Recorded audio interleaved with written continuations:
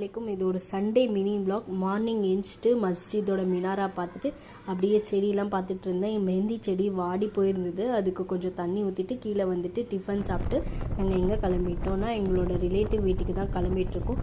போகிற வழியில் அவ்வளோ அழகாக இருந்தது. சிட்டி சைடு இருந்து இப்படி நல்ல க்ரீனரியாக பார்க்கும்போது ரொம்ப அழகாக இருந்தது. மைண்டுக்கு பீஸ்ஃபுல்லாக இருந்தது.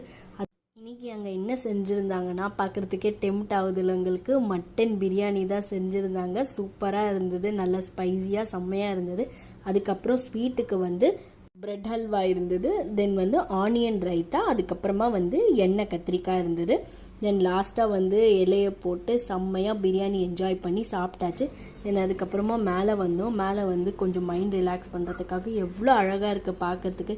உண்மையாக சொல்கிறேங்க, ஒர்க் ப்ரெஷர், டென்ஷன் இதெல்லாம் இருக்கிறவங்களுக்கு இந்த மாதிரி இடத்துல நின்று ஒரு 10 மினிட்ஸ் நீங்கள் ரிலாக்ஸ் பண்ணிங்கன்னா எல்லாமே உங்களுக்கு மறந்து போயிடும்.